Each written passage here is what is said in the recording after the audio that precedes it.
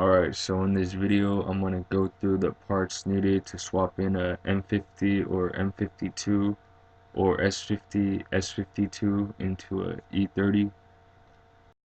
Alright, so I removed the old motor and then I cleaned up the engine bay, and then I discovered there was a crack on the front subframe that needed to be repaired, so I just went and got the reinforcement plates for the front subframe and I welded those in.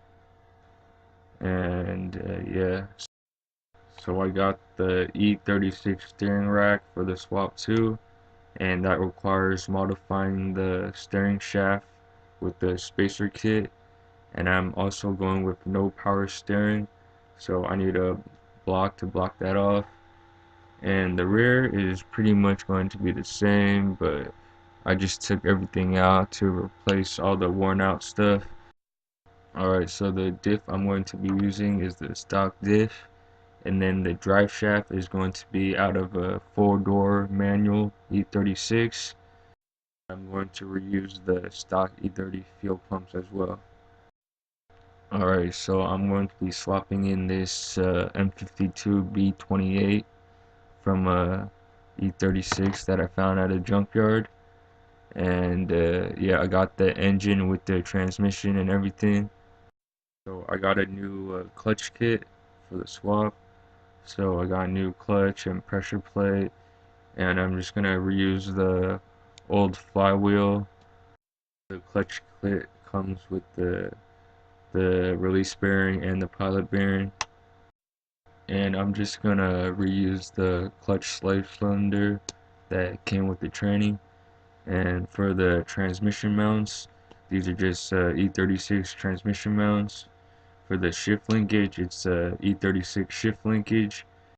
Because this car was an automatic, I'm going to need a shifter carrier and I'm going to need a manual transmission crossmember.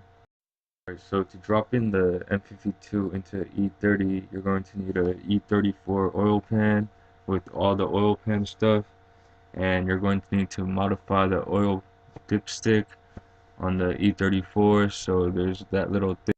Alright, so I just used the stock E36 engine arms to drop it into the E30, and I put on the M50 intake manifold. That requires a special kit to make it work with the M52, and I also went ahead and used the M50 fuel rails, and I used the M50 fuel pressure regulator as well. For the brake booster, I just used the stock brake booster from the 325i, and then I just moved it over half an inch towards the driver's side, and that allows me to reuse the stock brake master cylinder and the reservoir. And I just needed to get the hard line for the clutch and the soft line for the clutch and hook it up.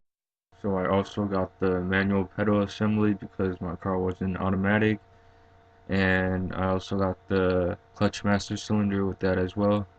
The exhaust, I just went with the eBay headers, and then I just built it to the way back, and then I just used a muffler in the back, and that's it.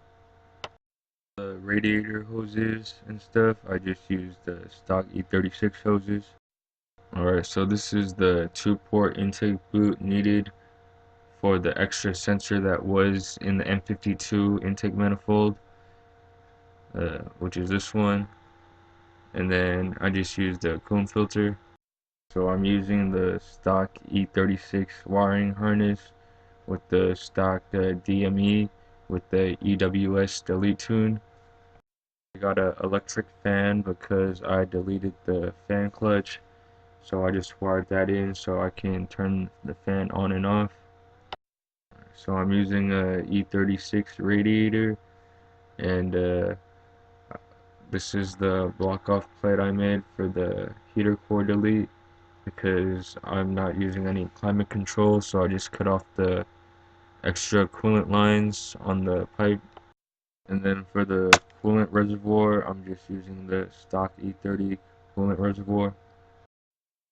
So if you want a working temp sensor on your cluster, you will need a brown top sensor, And then I also got a E34 throttle cable to hook that up.